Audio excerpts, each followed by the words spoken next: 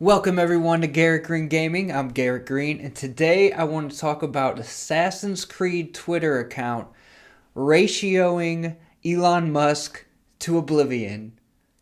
It was glorious. I mean, I have never seen a ratio that size. So I'm going to bring up the tweet for you here. You had Elon Musk going off talking to Grums about how Hassan's a fraud because he has a deal with the Assassin's Creed Shadows game, some promotional deal, and here he is kind of talking shit about Hassan for that fact.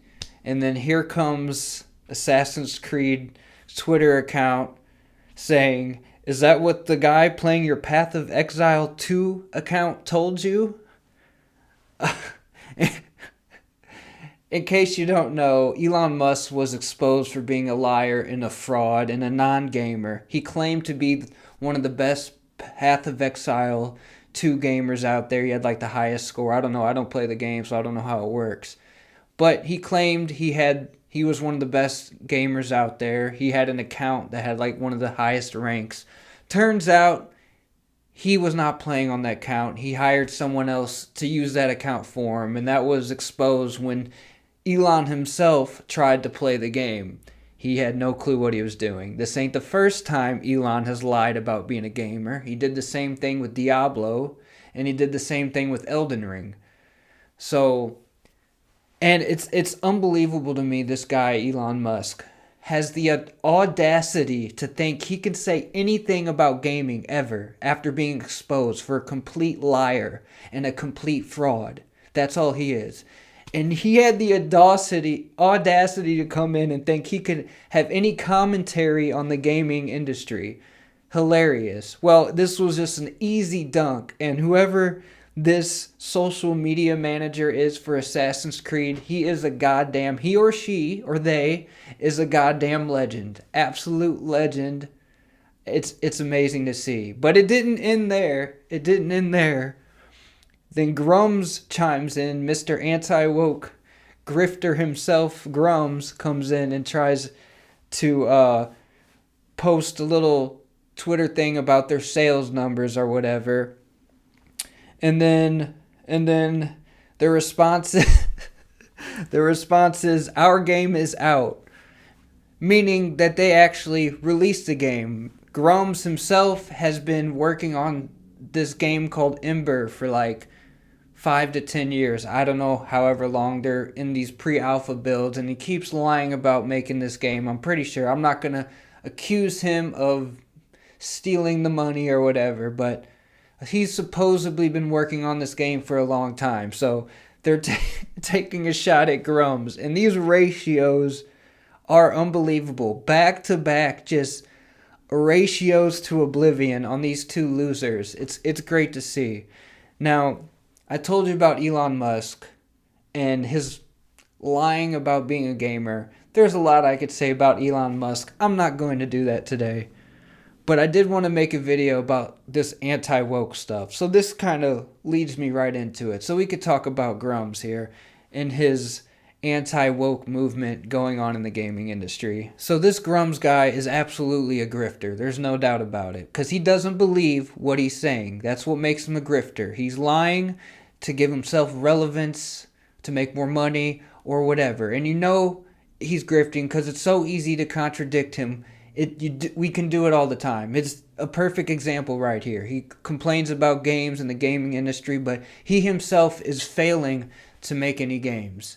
And then the most mind-boggling thing about this anti-woke stuff, it was all like a push against like this social justice thing, this like shoving politics or culture war stuff into all the games. And now they are trying to do the exact same thing. They're crying about a black guy being in Japan and killing Japanese people. I thought the social justice warriors were supposed to worry about all the race stuff and not taking care or not respecting others' culture. I thought that was the social justice warriors who did that. I thought the woke people are the ones who cared about that stuff.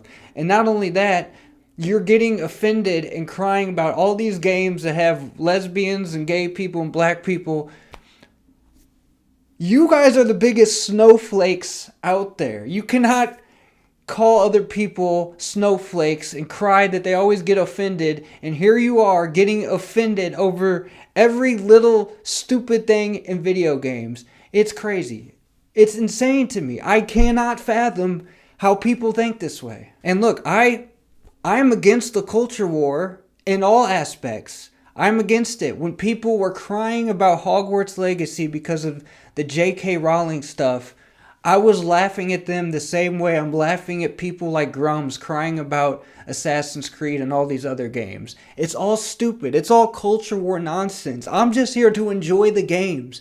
And that's all I'm doing. I care about the gameplay and the story and not what the characters look like. It's ridiculous. It's absolutely insane. And look, I'm not going to pretend like sometimes these developers don't try to push an agenda in some of these games. That does happen sometimes. Certainly is not as much as they will claim it happens, but it does happen. I would point to a game like Dragon Age Veilguard. I've spoken about this in one of my other videos. They put a trans character in there, and they gave them horrible dialogue. It was a badly written character. It was kind of like one of those things where it's like over the top, talking down to you type of thing. I don't know for sure. It's just some of the clips I've seen from the dialogue and all this. And I think the worst part of that is that they misgendered their own character. They want to push this agenda about trans rights and all that, and then you misgender your own character, and then like the whole writing was, I don't know. So I'm speaking from someone who actually hasn't played the game, so you can criticize me for that. But from what I've heard for people who actually had legitimate criticisms of it, it was bad writing and the forced trans character. It kind of just built a bad vibe about the whole game. So that is one game where I think it was harmed by putting that stuff in the game. But I think the vast majority of the time, it doesn't harm the game.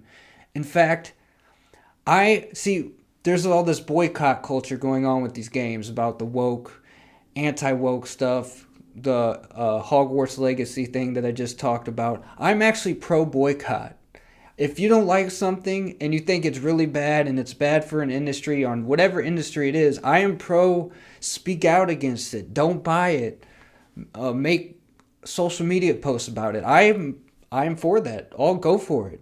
It's just, to me, people are picking the weirdest battles, to just the most minute, small, nothing, meaningless battles. There's so many terrible things going on.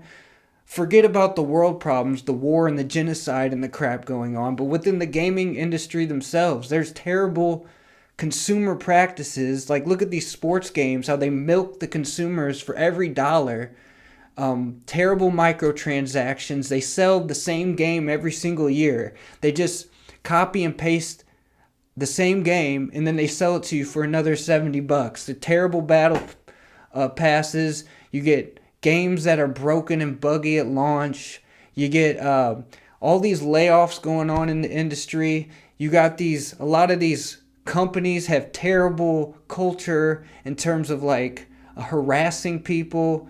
Like Ubisoft and Activision have all been caught up in that too. So why don't you boycott things like that? That is actually serious problems in the world, in the gaming industry, that would be worthy of boycott. But they pick the weirdest and dumbest battles. This woke crap, I'm sick of it. I am so sick. I don't give a fuck. I'm gonna go play AC Shadows and kill the shit out of all these Japanese dudes. I don't care. Cry about it. Get offended. Be a snowflake. I don't give a fuck. And then I'm going to go play Hogwarts Legacy and whip my wand around, not giving a fuck about J.K. Rowling. I don't care, okay? It's all stupid. I've been wanting to make this video, and so I'm making it today. It was a perfect time to make it, because that idiot Elon Musk got ratioed into Oblivion, and I'm happy to see it. Him and Grums. Freaking morons. At the end of the day, I'm not on his side in this culture war. I am against the culture war in its totality. Okay, because the arguments are so dumb and so surface level. It's nonsense. There's no substance to the arguments and the crying and the whining.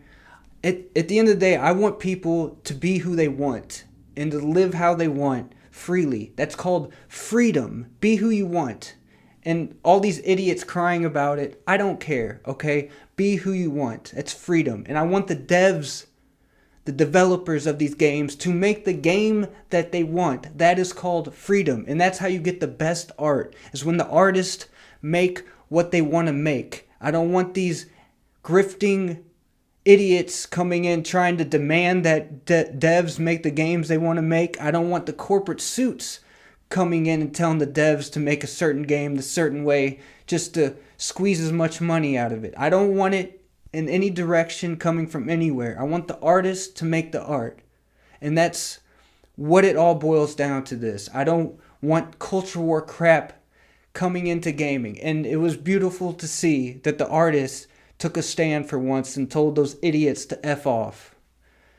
Great to see. And you know what? I've been debating for a while whether or not to buy this game. I was 50-50 on it. The game released last week, and I decided not to buy it. I decided to wait because, you know, it's Ubisoft. Ubisoft is Ubisoft. So I was like, you know what? I'll wait. I'll wait for a sale. But you know what?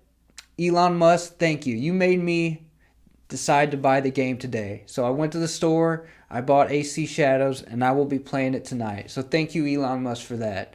And thank you all for watching. Please like and subscribe. I'm Garrett Green, and I will see y'all later. Peace.